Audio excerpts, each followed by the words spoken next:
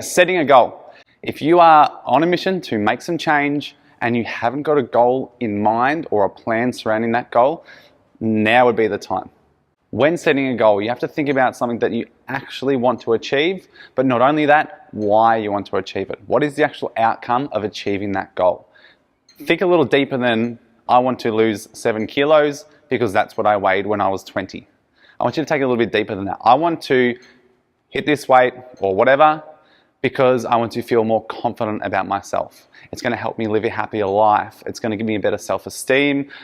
I want to be able to rock a bikini and not feel self-conscious. Those are the kind of goals and those are the kind of outcomes that you're more likely to want to strive for. If you don't identify those, you're not probably going to have a strong enough why as to do it.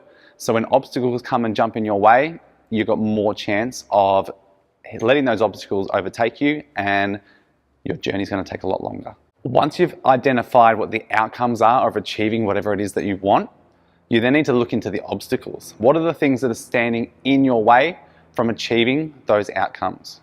It could be time, it could be work, it could be that your priorities are backwards, it could be motivation, it could be knowledge of not knowing what to do or not knowing what to eat. It could be a mix of many things. Once again, go pretty deep on this. Don't just scratch the surface. Look at why and when and what things are standing in your way. Then understand that if you don't look to overcome those, manage those, remove those completely, then they're going to come in your way and then they're going to stunt your progress. Or they're going to stop your progress and send you back to the start again. The biggest mistake that gets made when people are trying to achieve their goals is that they try, avoid, ignore, pretend that those obstacles don't happen and that they can just manage them without even addressing them.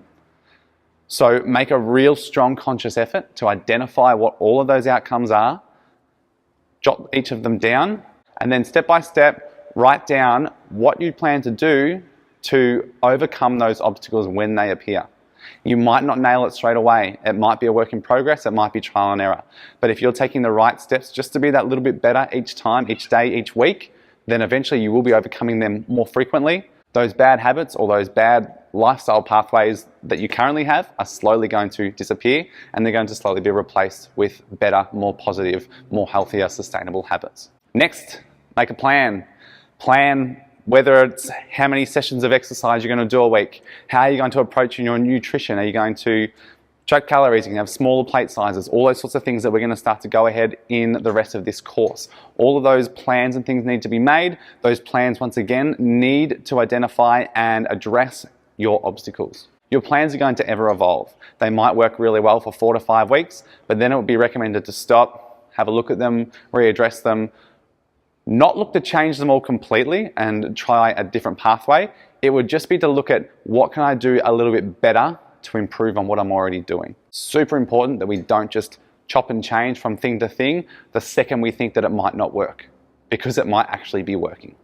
You just might not see it yet. Other people might see it, but usually we're the last person to see that change and we're the first person to jump off board, try something else. Most of the time, if you just stuck to the thing that you wanted to do first and just made small adjustments along the way, you'd be done by now.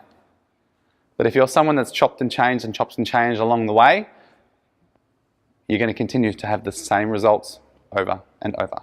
Lastly, it's very important to look back through this plan that you've created. Remind yourself of your outcome. So in those moments of weakness, when you feel like you can't be bothered getting out of bed, you're too tired, you can't be bothered eating like you've planned to eat, all those sorts of things, when those obstacles come in your way and you just want to give in, remind yourself that you're not the kind of person that gives into this obstacle.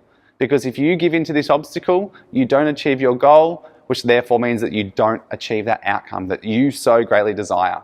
Let's just say it's confidence and self-esteem. Everybody wants to be more confident. Everybody wants to have a greater self-esteem. If you don't do what you planned and you let those obstacles take over, you're going to take yourself further away from that outcome. So remind yourself of that every time you feel that moment of weakness.